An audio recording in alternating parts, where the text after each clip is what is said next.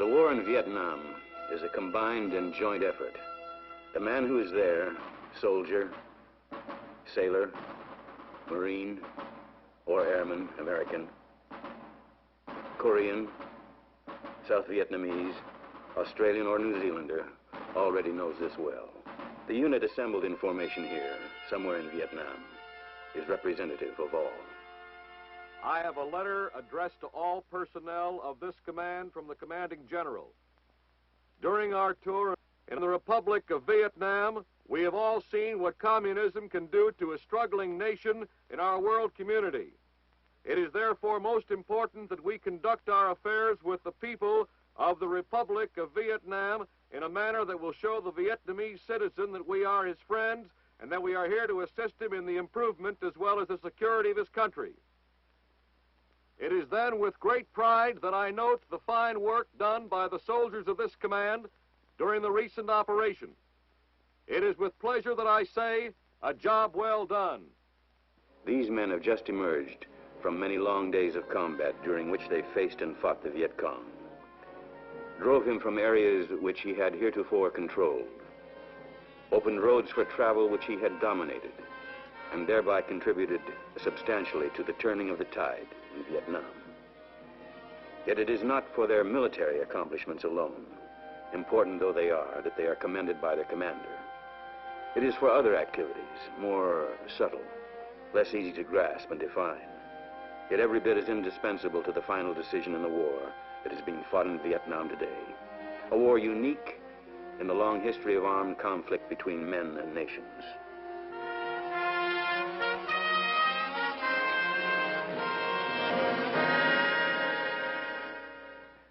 Some of the images of men at war don't change much across the generations. The ragged soldier who stood with Washington at Valley Forge seems to us almost to be a part of our own time. So immediate and meaningful is the symbol he presents. The tragic figures of the men in blue and gray who fought the Civil War that decided our course as a nation are not just misty historical shapes. They are familiar to us as part of our national experience. Now, these are photographs taken by Army cameramen of the war in Vietnam. But because the scenes of all wars are so much the same, they evoke memories in many of us of other battles in other times. There are men who can look at this picture and remember with a sharp tug that dissolves the years what it was like in those brief lulls between the battles of 2 decades ago. And others will think of Korea and the blistering summer heat of that war. For those who were there, this could be from any one of a dozen campaigns in the Pacific. Here's a shot of men and tanks moving out together to close with the enemy. And here's one of the warriors searching for spiritual strength. Images of men in combat which could be as much a part of the recent past as the present. But for all the similarities, there are differences too. Some of these are physical. Many of the techniques of war, for instance, change as technology advances. In Vietnam, the helicopter dramatizes that technological revolution. The fighting men there employ this machine to defeat problems of distance and terrain in a way that would have seemed incredible to the men who had to storm the murderous mountains of Korea. And probably no serviceman who has had to fight through Vietnam's monsoons will ever believe there was anything like it in any other war at any time. But most of all, to the men who are there, the distinctively urgent facts about Vietnam are the kind of war the enemy is fighting and the special problems of the people. Not that the tragedy of uprooted people is new to the soldier. It's not. He's been forced to witness this ugly manifestation of war many times before. And he has helped whenever he can, as he is doing in Vietnam today, to alleviate the problems and the suffering of the people among whom he moves and lives and fights. But there's a difference in Vietnam, a big difference, and it revolves around the people. And it is this difference that makes the war there unique in the experience of the American soldier. Although this story we bring you today is basically a story of the soldier in Vietnam, It is broader than that. It is the story of all our servicemen defending against aggression in that far-off land. And more, it is the story of the special task which all of them have, of helping to build a nation at the grassroots level, among the people, in the villages.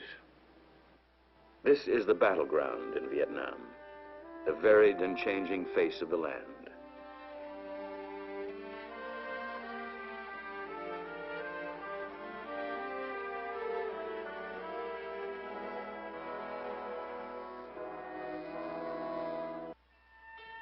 But this, too, is the battlefield. The villages and the hamlets which dot the countryside, the communities across the land where 4/5 of the people live. And it is in this battlefield that the issue of victory or defeat will ultimately be decided. The reason is rooted in the special nature of the war that is being fought here.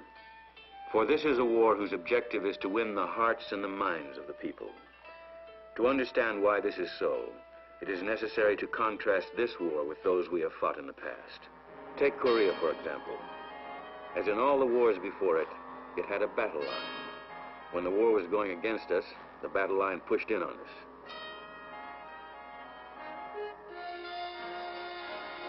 But when we were on the offensive, the movement of the battle line described the progress of our victory.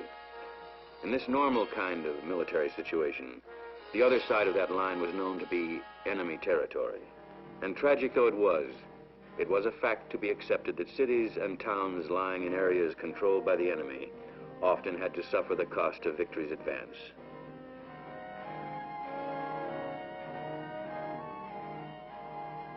But the war in Vietnam is different. Although our forces do engage in conventional combat with well-organized North Vietnamese military units who support the Viet Cong guerrillas, the enemy is active over most of the countryside, and rarely is there a conventional battle line. The job of the fighting men here is to search the enemy out wherever he hides, however he travels and supplies his forces, to seek him along all the avenues through which he infiltrates the Republic of Vietnam, carrying the weapons of his aggression.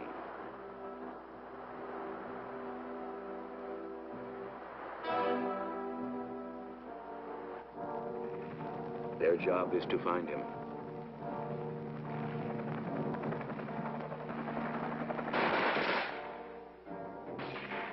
And then destroy him. But because the enemy over here is fighting basically an unconventional war, he does not rely on holding terrain, but more importantly, the people. The foundation of unconventional war rests on the need for their support. In this kind of struggle, whoever has the people wins the war. So it becomes the task of our troops to deny the enemy the popular support he has to have in order to survive. More than that, our troops must enlist that popular support behind their own effort and behind the government of the Republic of Vietnam. It is that government whose cause the American soldier represents to the people through whose villages he travels and fights. So the issue turns on the people in their villages and hamlets, and these become the ultimate battlefield of the war, as our side and the enemy both endeavor to win their support. As the war thus ebbs and flows through their lives in villages, the people themselves have little control over that constant movement. Nor, ironically, is the grave issue of the war, the threat to freedom which communist aggression poses, always clear to the people whose support will determine the ultimate decision. Their lives are lived at the edge of fundamental experiences. And it is the fundamentals with which they are concerned: poverty, hunger, disease, and a deep yearning to live in peace and without fear, for they have known the trials of war now for many long years. Their allegiance will go inevitably to the side which most clearly demonstrates a sympathetic interest in those fundamental problems. The winning of their support, then, takes other weapons beyond those in our arsenal of firepower. It takes the intangible weapons of compassion and goodwill.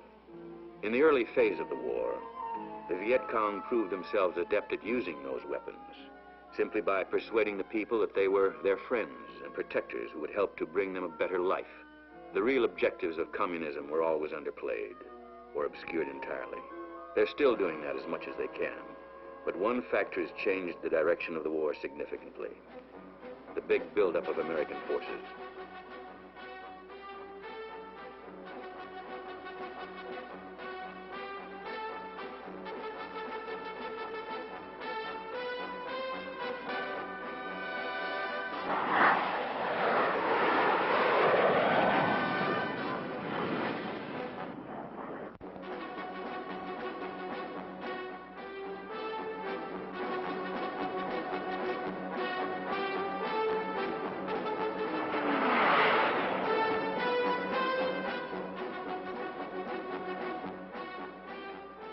With the build-up, the Viet Cong's hold on the countryside started to loosen.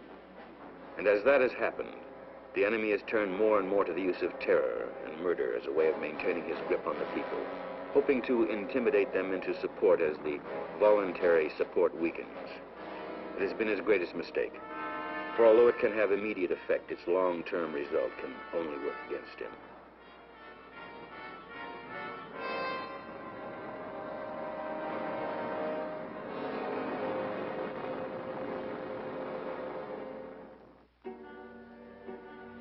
The enemy's mistakes, of course, work to our advantage. But there is an obvious and urgent lesson: never to duplicate those mistakes. Not to be sure that there is any danger of our forces ever using terrorism as a weapon. But the people in the villages might not always be able to distinguish the difference between the calculated cruelty of communist forces and fire which rains on them and their families from an American rifle or an American plane. These special demands of this special war place a particular responsibility on every American in Vietnam.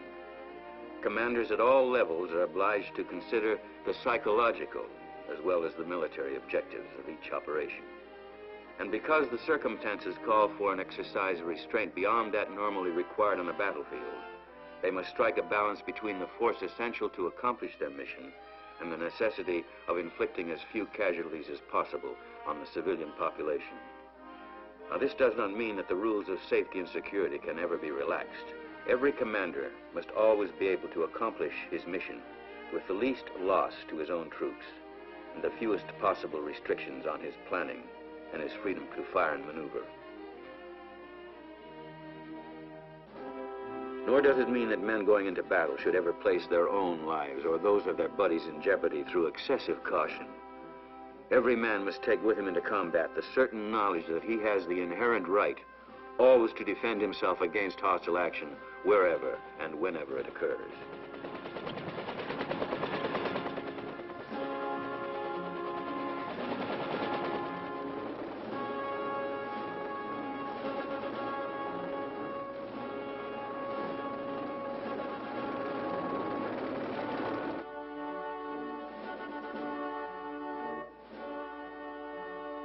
But this special responsibility does mean that firepower of all kinds has to be employed with care taken insofar as is humanly possible to avoid unnecessary damage to the lives and property of the civilian population.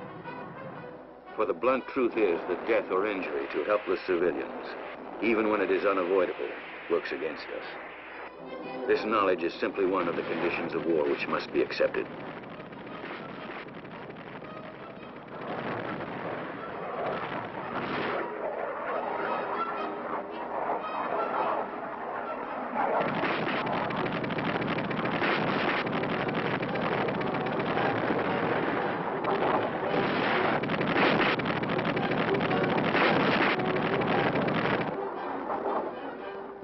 This special responsibility extends all the way along the chain of command, on every level and in every service. And it very specifically includes the man on the ground, who must face his personal responsibility through the sights of his personal weapon.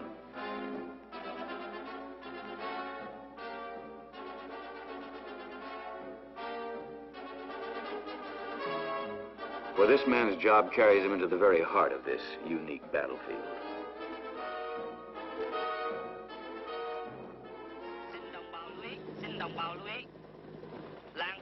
Precautions to eliminate needless casualties are taken whenever possible, such as broadcasts or leaflets to warn civilians of impending airstrikes or operations. Always, of course, with due regard given to the security and success of the mission. Sẽ có những thông cáo cho đồng bào. Xin đồng bào hãy tuân theo những thông cáo của đồng bào chú ý. Xin đồng bào chú ý. Làng của các đồng bào đã được quân đội và những quân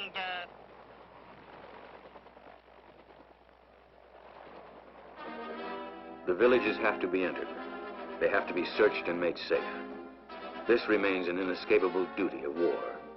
But with careful plans made and executed, with every precaution taken that can be, within the bounds of safety, and with every man aware of his own increased responsibility, it is done with the least possible damage and danger.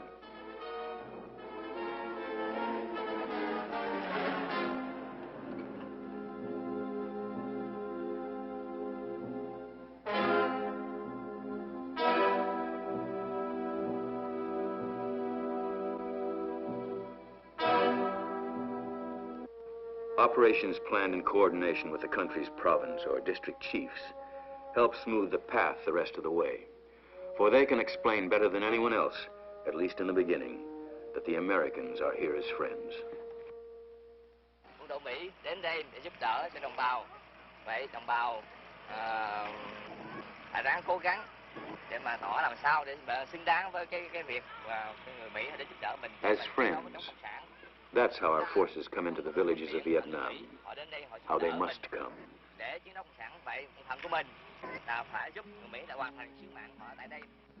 Friendship is one of the most basic gifts a man can offer. It is built on the desire really to know people. The soldier has a special opportunity to try to understand what Vietnam and its people are like. Vietnam is an old country with a recorded history that goes back more than 2,000 years. Its traditions and its customs are ancient and deeply cherished.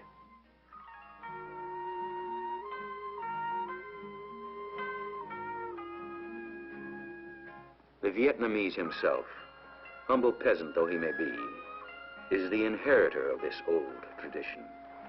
And anyone who would claim his friendship must understand that about him. He looks on the world in a very set way, defined and shaped by a long tradition.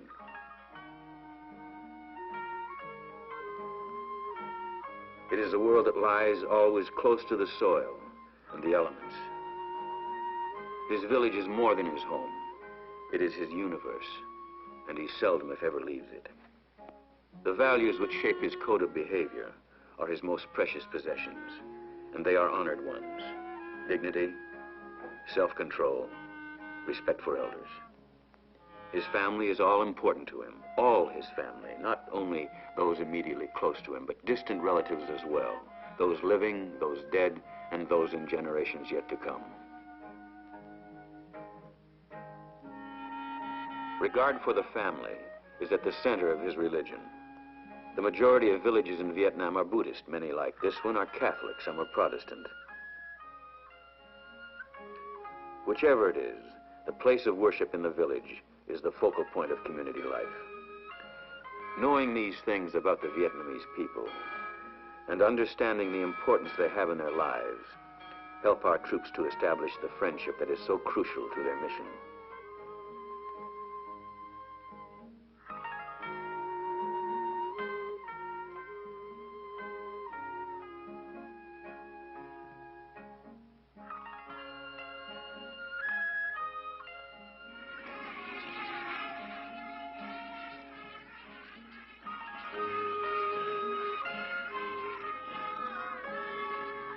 But beyond endeavoring to know and understand the Vietnamese, there is much more for the soldier to do.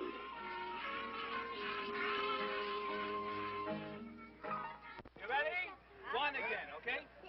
One, two, three, four,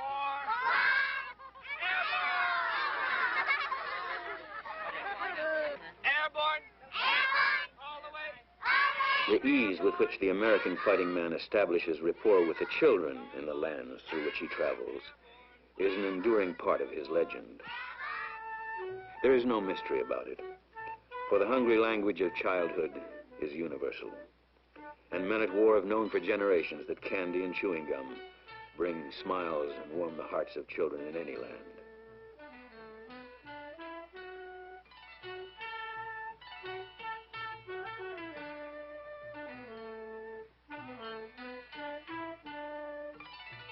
there is more to this legend than candy and gifts. And every man knows it who has watched happiness brighten the eye of a child as the result of his own effort.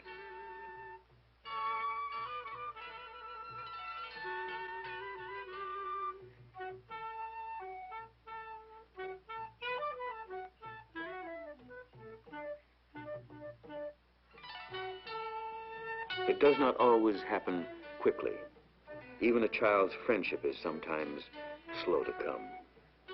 And how much more true this is of people who have known bitterly only the brutality of war and warriors, and who can escape only behind thick walls of silence and suspicion.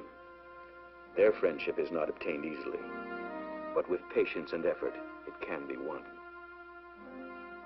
A civic action plan supports every military operation, not because we believe that friendship has a price which we can pay with giveaways and handouts, but because we thus have the opportunity to show in a definite, tangible way that our interests really lie with the people and their problems.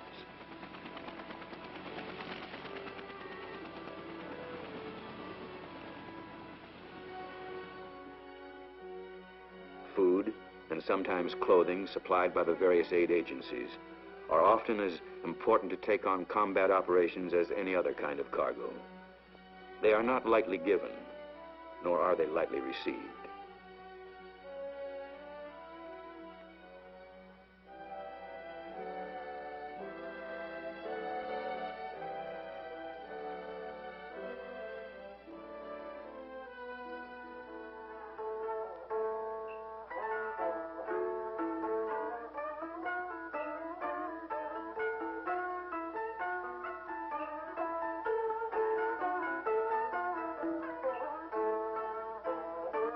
To people who live always on the edge of want, whose days blend into a continuing challenge to wrest enough from the earth to still their children's hunger, such gifts are deeply important, and the gesture of giving becomes deeply meaningful.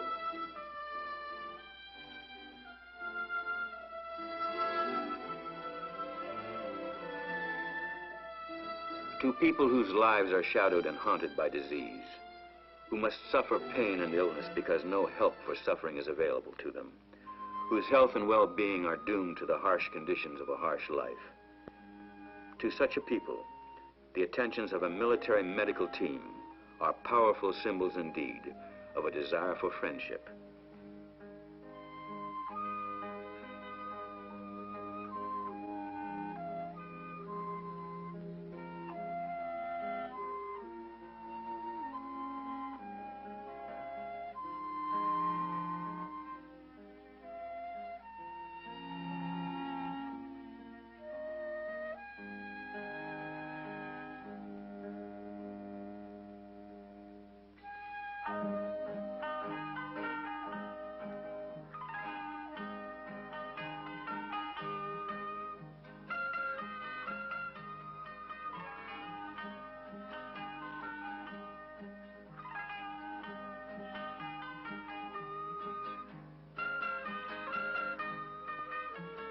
Even soap, in a community which has none, and therefore is vulnerable to the ravages that such a simple item can prevent, becomes a weapon with almost magic powers.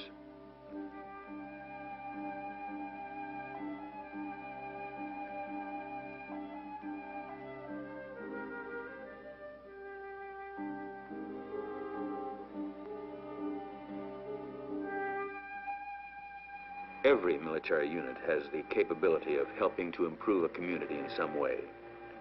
Simple construction material, for instance, and a little paint and a few hours' work can pay rich and lasting dividends.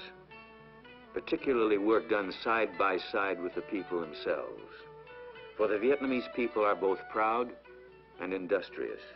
They welcome the assistance of our forces, and together they can accomplish much. A new roof for the community meeting center, a place for the children to go to school, a new face for the house of worship, a well, a bridge. These can work for us with wonderful effect. Helping the people to gather in their precious rice crop and protect it from the Viet Cong, as these Marines are doing, can be as important as any military engagement. For all of this is evidence which will stand as lasting reminders that the Americans who came this way, as allies of their government, came as friends.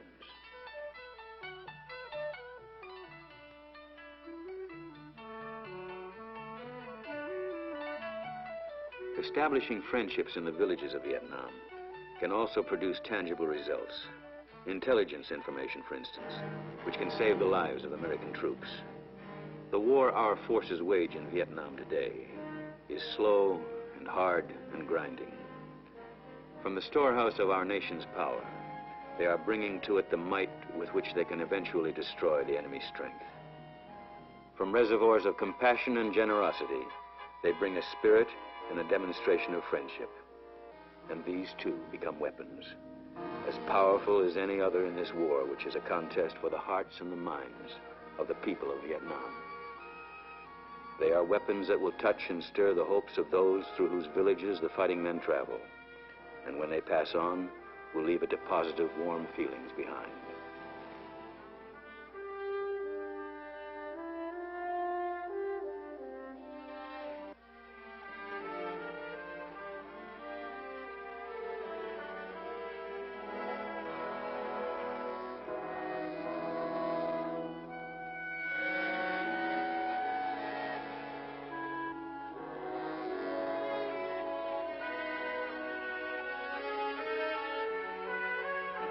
This is it. Let's go.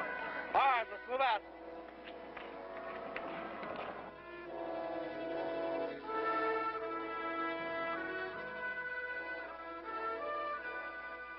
And so they move on, through village after village, hopefully leaving new friends as they travel on.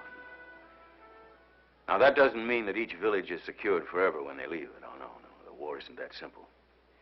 But their job is to continue pressing the war until the enemy they fight is convinced his aggression will not pay. And hand in hand with their fighting, the soldiers in Vietnam must carry on their crucial task of helping to build a nation all the way to the heart and soul of the smallest hamlet.